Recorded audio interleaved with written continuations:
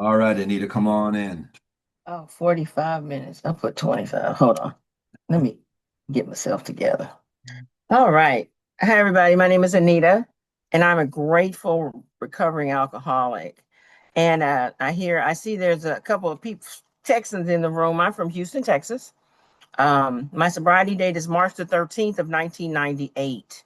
And for that, I'm truly, truly grateful. As I listened to Eric and the whole getting in the meeting today, we were tagging, and the universe, God, is such an incredible thing. And let me say this, I always think y'all need me, right? Because I'm just I'm alcoholic, you know what I'm saying? And so when his person canceled, I'm like, oh, see, God, you knew they know they needed me, right? But at any rate, when I got here, they told me to tell you people what it was like, what happened, and what it's like today. And I made a few notes when Eric was opening up, and one of the things that he said was a qualified speaker. Well, what makes me qualified is I'm alcoholic. I drank a whole lot of alcohol. I did a whole lot of deplorable things, and I did not think I had a problem. And I say that because I had the opportunity to go to the penitentiary twice, right? And that didn't stop me. What that did, when that judge, this was my second time, and the judge said to me, hey, you can either go see them people or you can stay here with us. I'm an alcoholic. My alcoholic brain goes, oh, I got a choice. So all of a sudden it became my idea that I was going to come see y'all. So I had the opportunity in 1998 to enter the rooms of Alcoholics Anonymous. And even then, I sat there and I listened to people telling these stories and all these things. And again, I said to myself, brain, me, they need me. They need my help because I got solutions. I have a whole bunch of solutions to problems, right? All of my solutions always ended me up drunk, always ended with me waking up some random place, not knowing what had happened before, having to listen and recount the stories of someone telling me what I had done. I was talking to someone not long ago and they were going, hey, now I'm 27 years sober. And they go, hey, you remember that time you hit that man over the head with the gun and tied him up in the garage? I go, no, not really, but I don't put it past me because those are the types of things that I did during my alcoholic career. I came here again, not because I believe there was something wrong with me. I came here because the judge told me to. And the realities are, if people would have done what I told them, stayed where I put them, and followed my directions, my life and theirs would have been fantastic. The big book tells me that. The big book talks about everybody would be happy, right? And everyone, even me, would be happy if people just stayed where I put them. Well, it didn't work out that way. I showed up here. I didn't, and I heard Eric and the other people talking about get a sponsor, do this, that, and the third. Yeah, I knew none of that. I showed up here. I was showing up to get the little piece of paper signed because in my brain, I said, oh, I only have 8 years left on parole, and then I can go live my life like I wanted. Now, mind you, this is me, nuts. 8 years, I was gonna hang out with y'all, and not my life wasn't gonna get different. I was gonna show up, get my paper signed. It didn't work out that way. I stayed here long enough to have some experiences. See, I didn't find the value of a sponsor until I was struggling. See, I read the big book many, many times, and it's a beautiful piece of literature. I actually rewrote it in my brain several times because the grammar is horrendous. However, the things that they told me to do didn't happen. See, I'm not drunk, I'm not alcoholic because I came in here. My primary problem is I'm selfish, I'm self centered. It is all about me. I heard Eric say this is going to be recorded, and I thought to myself, oh, I can go listen to myself over and over and over again. I love talking about me. I am just that self centered and selfish. This program, however, helps me get a little different because they tell you to do some things, right? They tell you get a sponsor, get sponsees, work the steps, do service work, all that kind of stuff. And the beautiful part in that service process is anytime I get to be in service, those are the only moments that I'm not thinking about me. Because any other time of the day, it is always about Anita. I suffer from a disease of selfishness and self-centered. That is the core of my disease. The alcohol was a symptom, but the problem is always me. I've been around here long enough to have some experiences sober. You know what I'm saying? Because when I got here, and I'm sure many of you knew women and men too, we always get either a him or a her, or maybe both. I don't know, whatever you like. I don't know what that looks like. I know for me, it was one of them hymns, right? And him, I wanted him to make me feel the way that I believed I was supposed to feel, right? He didn't do that. He didn't do that. And sober. Now, I skipped much of my sobriety because I have to talk about, I'm more into the what it's like today than all the other stuff. Just know I drank a lot. I did a lot of deplorable things. I earned a seat in these rooms. I probably earned a seat in a couple other A's, but I've earned a seat in Alcoholics Anonymous. You know, but in some my sobriety, as I stayed sober, as I shared with you, I didn't get a sponsor in the beginning because I was the intellectual, and the book talks about that. I'm that person who came in, and if it didn't make sense intellectually, it just wasn't gonna happen. It just didn't make sense. So I wasn't going to accommodate or appease or acquiesce to any of the things you people talked about because it just didn't make sense to me. Not my brain just couldn't wrap my head around it. However, in these rooms, in this program, some things did happen. And that whole sponsor idea, my very first sponsor, she was like me. We both had a little bit of education. And because I came here with some stuff. I came here with a little piece of paper of higher education from a university, that told me I was smart, right? I came here with some things. And the sponsor I had, she too was a college student. So we got along really well. We got to intellectualize the big book a whole lot. However, she had done some work I had not. We got to that step 4. It talks about step 4 because 1, 2, and 3, 1 and 2 are some conclusions. We admitted we were powerless over alcohol, new thought, and our lives had become unmanageable. I never got to the new part, that new thought. My lives had become unmanageable. In step 2, it talks about came to believe in this power. Then 3 made these decisions, and then 4 we do this work, right? And so when it came time for me to write this stuff down, and I said to her, I said, well, I don't really have any resentments. I don't really deal with people who I don't like. And her response was, she says, you know what? I don't even need you to go that far back in your history. What I need you to do is go 2 weeks back and tell me everybody you pissed off at. Because I was always in conflict with somebody. The book talks about it. Always in conflict. No matter what it was, I was in conflict with one human being day after day after day. And what that did, I wrote that down, those 2 weeks of people who I'd been disturbed by. Right? The people who in the back of my brain, I was going to go, you know what, when I see them, I'm going to get them. I might step on their toes with high heel pumps. Just craziness, just insanity. But what ended up happening, I went into this room and we went through this process and some things happened. The book talks about it. You go through this and you read all of this stuff from these things that those columns, where had I been at fault? The truth is, I really didn't see where I was at fault because it was always someone else. But in this process, I had the opportunity to take a look at me. It goes on to talk about we learn some truths about ourselves, some facts. We get to digest these chunks, right? I almost choked on some of them because they were so glaring.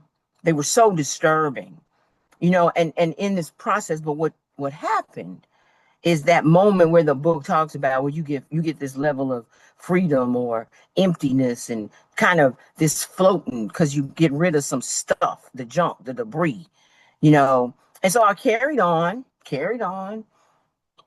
didn't really want to do any more work. In 6 and 7 it talks about that deal of shortcomings and defects. Well, I never really thought, they give you, if newcomers, they used to give us these lists when I first got here. And I went through the list and she said, well, pick every one that you have. Well, I gave her the paperback and I didn't pick nothing because I was like, I ain't got none of this. I mean, I don't have these problems. I don't have these defects. But they kept showing up in other ways. They manifested in all kinds of ridiculously and crazy ways. There was an old timer once that told me about shortcomings and defects. And what they said was the defect is the fact you got a flat tire. The tire is defective. The shortcoming is you keep riding on it. I kept riding on a flat tire. My defects just kept going and going and going and getting worse and worse. And when you're riding a flat tire, it goes blah, blah, blah, blah, blah, blah. That was me. I'm walking around the world going blah, blah, blah. My defects, my shortcomings, they showed up constantly. And the other part of this deal was some of them, those shortcomings and defects didn't show up until they started bothering me. See, the reality is if they bothered you, that's not my problem. That's some personal problems you have. They didn't bother me. Only when I began to be bothered by certain things did I find it necessary to change that. It wasn't, I didn't have this fairy tale kind of go by the book sobriety and getting to this place of freedom. It took me some stuff. I had to do some things because I'm different. I'm special, right? So I did things differently, but I also got some of these consequences because I believe myself to be so different. Here I am today in this life of sobriety and recovery. I do a lot of service work. I do a lot of service work, and it's not just in coming to meetings and sharing, but I do a lot of service work in the where I live, with meetings, with H&I, with all kinds of things. I try to be, and it didn't come in the beginning. It didn't come like that because I'm thinking someone read in here, we're people who normally wouldn't mix. I didn't want to be bothered with you people. I didn't want to be bothered with y'all because in my brain, I'm saying, you know what? I wouldn't be fooling with y'all other than coming in here. If I saw you on the street, I'd probably look and be like, oh, I don't know them. That's the truth. That's the reality. We are truly people who normally would not mix, but we got here and we suffer from this disease. We share this common problem, and the common solution lies in the steps. The common solution lies in doing the work that's necessary, getting out of me long enough to listen to some people long enough to understand that I typically am the problem. And that was probably one of the most heartbreaking things I ever had to experience. When I realized I might be the problem, it just broke my heart to think I was the problem, right? It was a terrible day. But the reality is I'm usually the problem. In most of all of my conflicts, and in step 11, it talks about that. Any and every time I'm disturbed, it's usually something about me. It's usually something about Anita. And the solution to that is always, I got to take a look and stop and look at me and go, okay, Anita, let's look at where you play this part. What is your role in this chaos and confusion? Because normally I have a role because I got a big mouth.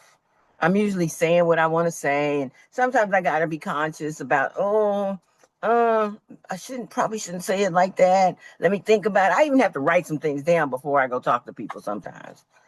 But that's what you people taught me to do. Because in the book, it talks about every now and then I might want to pause.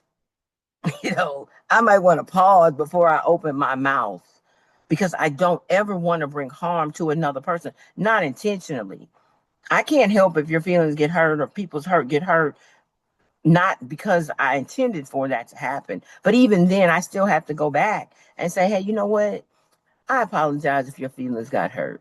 Whatever that looks like. And you people taught me how to do that, because this is not an easy journey. This is not an easy journey. And being sober with a couple of years, a couple 24s, I still do some stupid things. I still make some poor decisions because I had another him later in this process, and this another him who wouldn't do right. I expected him to understand my disease, but he had no clue of what my disease was. And so when he wasn't doing right, all kind of craziness happened. Y'all know the part in the book we're talking about all kind of craziness could happen with us. And what ended up happening for me, I wanted to burn this house down. And I didn't necessarily want to burn the whole house. I wanted to just burn this little patch of the front of the house. And so I can recall, and even before the house burning the house, I remember standing in Home Depot. I don't know if y'all have a Home Depot or Lowe's, or it was a hardware store. They sell concrete. I remember standing in the store at the concrete department, and I'm standing there just looking. And so the man that worked there came and said, "Hi, ma'am, can I help you with something?" And of course, my brain goes, well, if I really tell him what I need the concrete for, he might think I'm nuts, and he might even call the police, and then I get in trouble. So what I told him was, no, no, no, I'm good. Well, the reason I wanted the concrete, I was going to pour it down his toilets, right? I was going to pour concrete down the toilets, but again, didn't do that. So my next thought was, I'm just going to burn his house down. I'm going to burn a piece of the grass. And I'm sitting outside of his house, and I'm figuring out how I can get over the 10-foot wrought iron fence, past the cameras, and beyond the dog. Now, this is actual. This isn't nothing I'm thinking about. This is something I actually went to do, and I'm sitting there, and I'm trying to figure out how I can do this. Because what was supposed to happen was I was gonna go burn the little piece of grass. He was gonna come home from his wherever he was and see the piece of grass burn. He was gonna go, "Oh my God, she I really need to call her there. I miss her so much." This one was supposed to happen in my brain. He was supposed to call me, and everything was supposed to be all right because he knew he was wrong. Nuts.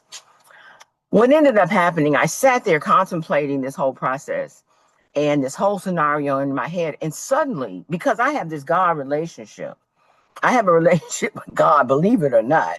And in the back of my head, it goes, they take people to jail for that. That's a God consciousness. It wasn't no stop. It was, they take people to jail for that. I go, oh, yeah, they do. And I drove off. Oddly enough, it is the power of a relationship with a God, a power greater than me, that I've come to understand. Because, see, when I first got here, God looked just like me. The book talks about that irritable restlessness and discontented person. See, I came in here believing I was this perfectionist. I wasn't perfect at nothing. I know he told me to curb my cousin, but I had to say it this way. I wasn't perfect at shit. I didn't complete nothing. I didn't finish nothing. And if I didn't finish, it was always somebody else's fault. I didn't finish because whatever the reason was. But I came here believing I was a perfectionist. That irritable, restless, and discontented person, that God looked like me until life started happening. Some things happened. I got the job back. I got a little bonus money. Them kids, I had a kid when I got here, and right now she's nuts. She's kind of goofy and nutty as a squirrel right now, but she's going through what she's going through, right? But I came here and I thought, and that God deal, after a while, God started becoming this surrealistic thing. It was a unicorn. It pissed rainbows and shot out gold dust. That's what it looked like. Then life kept going and kept going. And eventually God became that thing that is absolute. That I have a relationship. You people told me, get in your own personal relationship with God. I don't really know the dust thous them, all that holiness, whatever. What I do know is when I'm struggling, I be like, say, man, I need to talk to you about this mess going on right now in my life. That's how I talk to my God, my friend, my personal relationship. There are times when I have to share with God, say, man, I don't even want to do this. Why do you have me in this position? This is not what we talked about some months ago when we was developing this relationship, Jesus. But here I am. And the person, the God that I serve says, yeah, I know. I changed my mind. I got another mission and assignment for you. That's the beauty of this relationship. See, I don't never know what's next or what's coming. All I get to do is do what's right before me. I have the opportunity today. I have this lady that was the nemesis. She was my nemesis, really, growing up. She was my mother. She's my mother. And we didn't particularly care for one another. But today my mother is 95 years old. She's my 95-year-old toddler. And what I get to do is I get to actually be the caregiver to her. I get to hear her share with me her experiences, her pains, her joys. The beauty of a new relationship that I get to have today, because about 8 years ago, when she asked me to move back into her house, um, my head goes, I have four older sisters, and my head goes, why can't you call one of them other employees you gave birth to come stay with you? Why are you calling me? You got other employees. You could call them. Well, it wasn't the assignment. So I showed up here very begrudgingly, but it's been one of the best experiences I've ever had. I get to actually think about another human being, a loving human being that I didn't always care for. I get to, in the St. Francis prayer, it talks about we have to understand instead of trying to be understood. See, today I get to understand the whys of how my mother was and why she did the things she did. She was born a year after the Great Depression. She was born in 1930. Her mindset, her value system is different. Because the other part of that is she never thought on her list of what her daughter would be when they grew up, alcoholic wasn't one of them. It wasn't on the list of job descriptions that I was supposed to pick. It wasn't a major I could have, well, it was a major in college, but it wasn't one that was listed, you know. But the deal is, I get to care for this lady. I get to care for her in such a way that these things that I never thought I'd experience, that empathy, that compassion, this different kind of love I get to show her, not because it's an obligation, because parent daughter, there's certain but it's because it's a thing, it's a God thing, because God made some decision some time ago to say, hey, at some point in this journey you're gonna have to go back, and this is how you're gonna reconcile that relationship that was tragically destroyed and damaged during your career of alcoholism, even part of your sobriety. Because there was a point when I was sober, I didn't talk to her unless she called. I get to rectify that in just my actions. I don't have to go say, mommy, this. I get to show it just in my actions by holding her hand. Those kinds of things are incredible. Things I never thought I'd get to do. My life is, the book talks about it. We get to have this life we never imagined. Does it mean I still make I don't make any bad decisions? Yeah, I do. I've been thinking about, I got this, I got to whisper this, but I got an older sister that lives in the house, right? She's a practicing addict. And sometimes she's laying on the couch, and me, sober Anita, I think about getting a sock of nickels and just beating her. You know what I'm saying? But I'm sober. I'm not, and I don't do it, but I think about it. I just look at her and I'm like, I'm just gonna beat her with a sock of nickels. And I was telling my mother about it. My mother goes, didn't you get past the violence? I said, yeah, but I still think about it. I just want to beat her with a sock of nickels. I didn't. I didn't. It doesn't mean that these thoughts don't come. The thoughts that I know that don't come is taking a drink. That's no longer a solution in my life. Drinking, y'all say it, I am recovered from a seemingly hopeless state of mind and body. I'm not hopeless anymore. I got a whole lot of hope. I thrive on this idea of what's next, of what's to come. And this program, this work has done that for me. See, I get this whole level of step 11 is one of my favorites. See, that's the place where my spiritual enlargement happens. I get this expansion with all these new experiences with these people I encounter. I have sponsees today, which is another whole nother story. Because sponsoring was not my most favorite activity in this program, because they call with all the dramas and the nonsense. And I'm like, say, man, I am not your God. You're going to have to find your own power by which to live.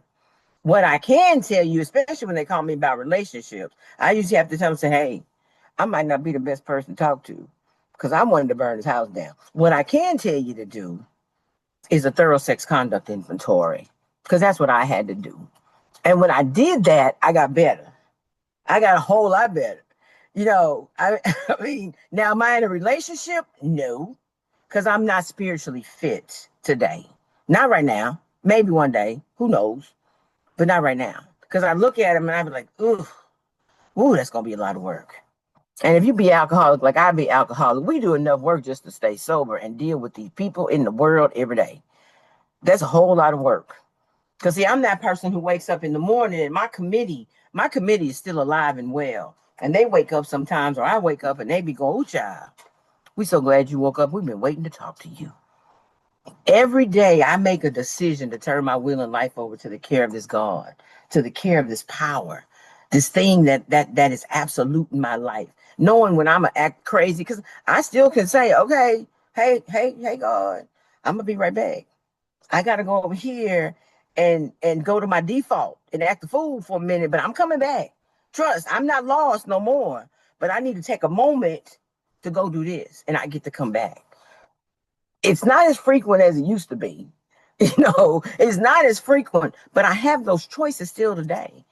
But I have to remember, what do I want? Do I want the consequences, or do I want to practice the solution that you people told me exists?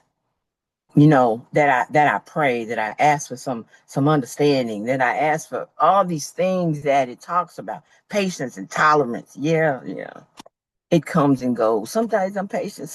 I thought one time I needed some medication for patience. I thought maybe if I got some medication, but the doctor said there wasn't such a thing.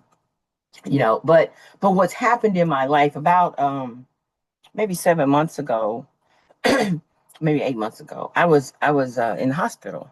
I had sepsis and was about to die, and all of those things happened, and I'm in this hospital room, and the doctor came in, and what the issue is, they did this emergency procedure where they stuck this tube in my kidney because my kidney was so infected, and was misshaping. I had what are called staghorn kidney stones.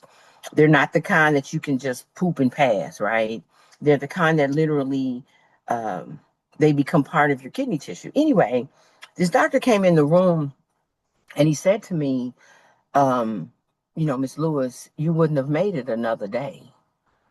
You wouldn't have made it. And I'm thinking, wow, I never heard that before.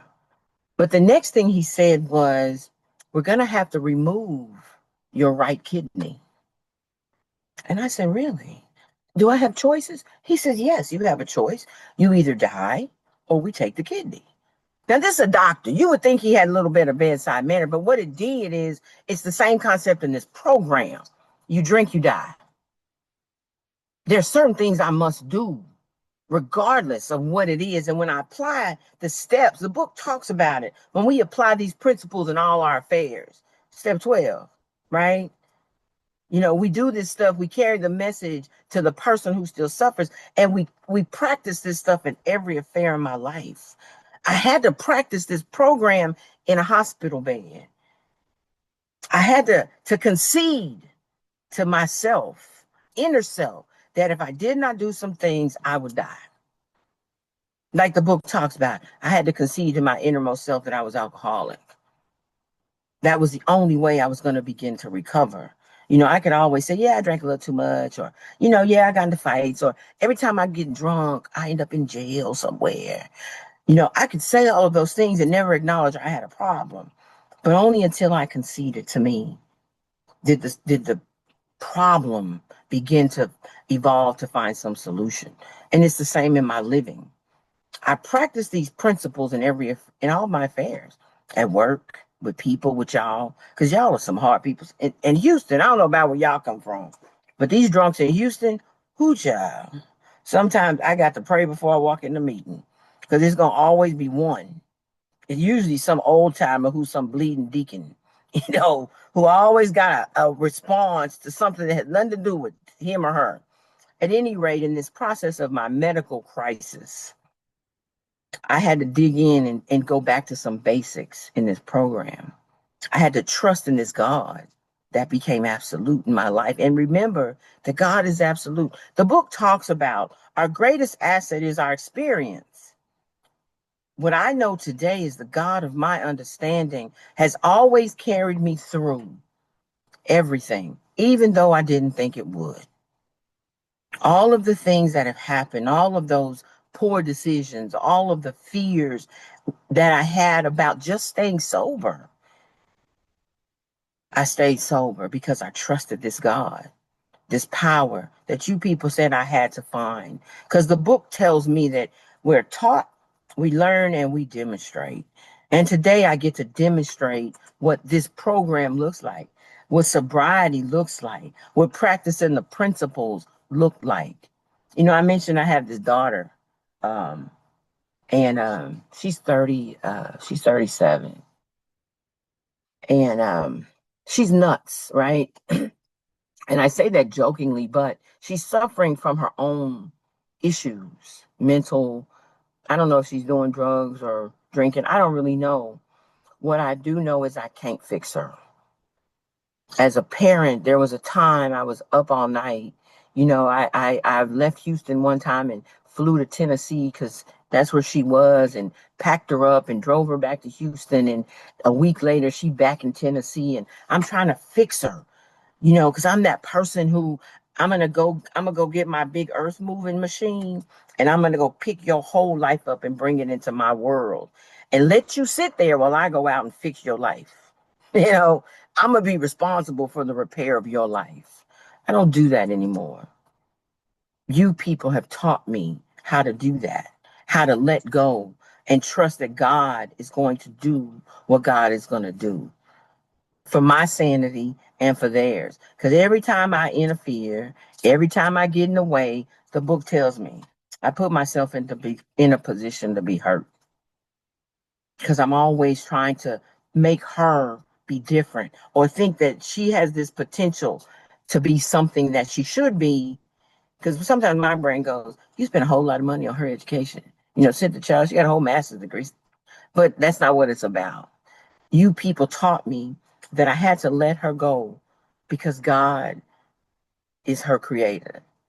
God is the thing that is going to save her and not save her. I don't know. I know that I can't. And there's a certain freedom. And I know mothers might be saying, "Ooh, how can you do that?" I had to. I had to, because I cannot live in a space of stress and distress and toxicity just because I think and it's that whole deal. I had to take my cape off. I can't be God. I tried and it didn't work. It caused more damage than it was good. So I had to remove myself from trying to fix these people. Is it a painful experience? Sure, it is. But it's one that was necessary. You know, this program and this fellowship, because in the midst of all of that, there were people here that I could talk to that had had these same kinds of experiences, you know, and I could share these things and they didn't judge. They didn't say, oh, well, you know, they just loved me regardless. They loved me regardless. They helped me through those pains, that anger, that guilt, that embarrassment. You know, how dare my daughter be this way? Those things that we go through that we might not want to admit. Yeah, it's embarrassing. It used to be. It's not anymore because it's the realities. But God is a absolute thing.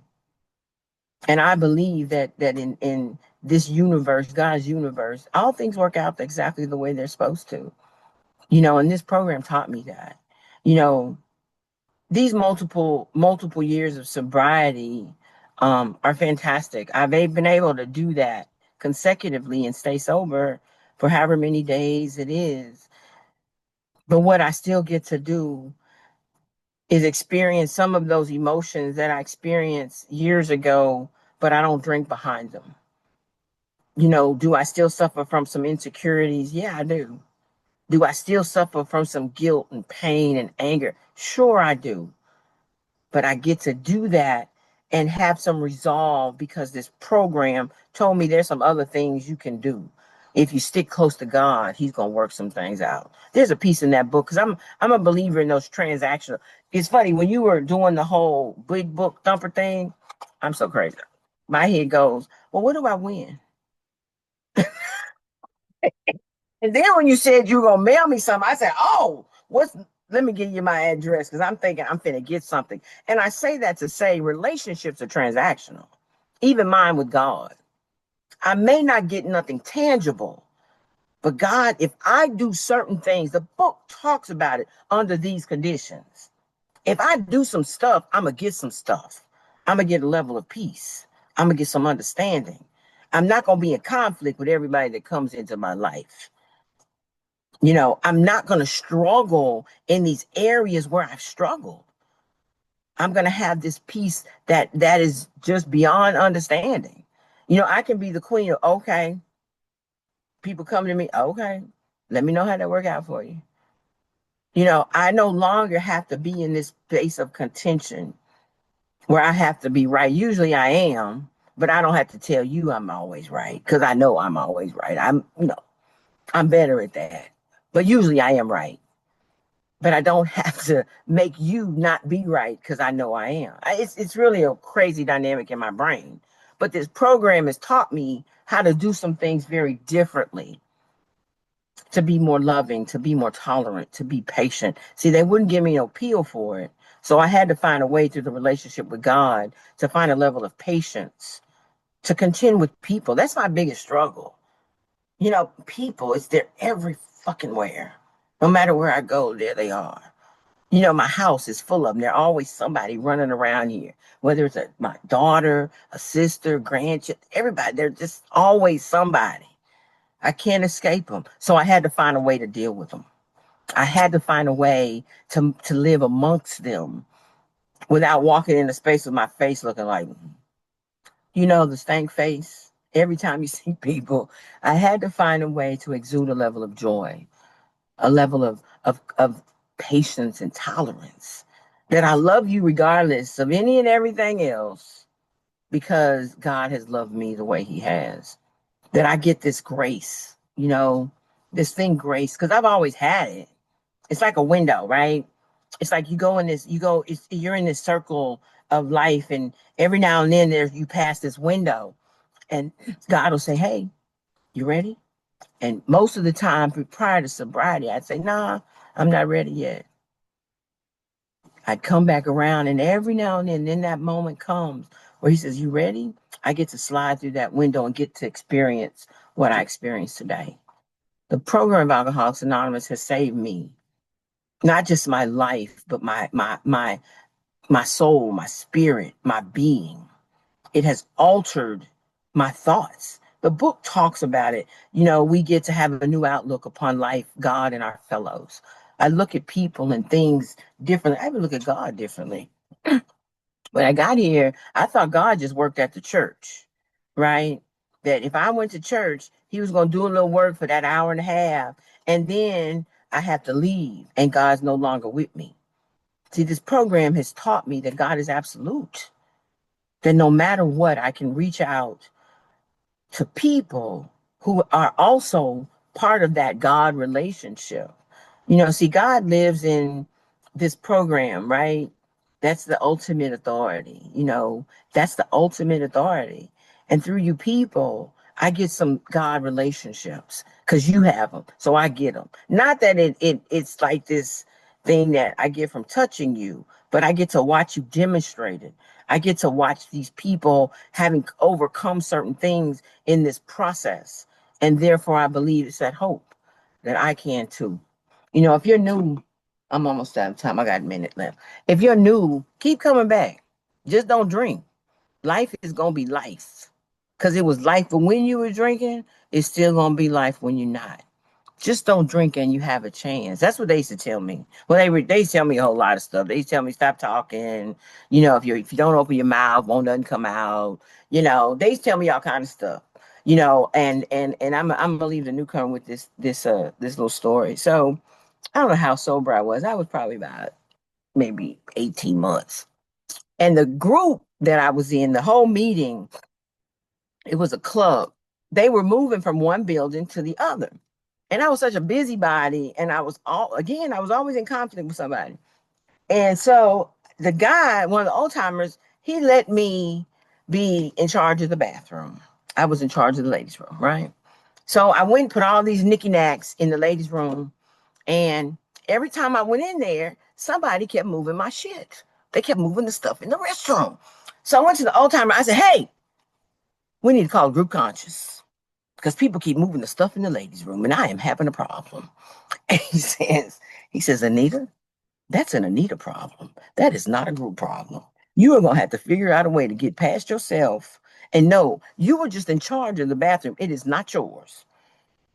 it was revolutionary for me that he said it wasn't mine, because I'm thinking it's mine. You people gave me, because they tried to give me a little power so I'd go away. You know how you do the newcomers.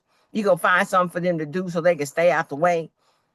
And that's what he did. He made me go do something. But then when I said, hey, we need to have group conscious, I am having a problem. I get to still do that. I have a sponsor. I call him all the time. And I say, hey man, uh, I'm having a problem with these people. And sometimes what he does, because he knows me so well, he'll just, the Jedi mind trick, he'll switch the subject. You know how the Jedi mind trick works? Everybody watch Star Wars? The Jedi mind trick makes you switch your brain real quick, as if you wasn't talking about what you was talking about. You know what I mean? Like when in Star Wars, when he says, no, you don't want a cigarette. He switched his brain. But anyway, it's a long story. But anyway, I'm really grateful that you guys, Eric, that you asked me to come and participate in your meeting. And I do believe that it was the universe, because originally there was someone else, and maybe I definitely needed this more than y'all needed me, because what I know today is any and every time I show up, I get something. That's that transactional relationship. I get to walk away and go finish dinner and go deal with my toddler and listen to my grandson rattle on about one thing or another, and know that I'm still in peace. I'm happy that I've been of service tonight. So thank you very much, guys, for letting me share.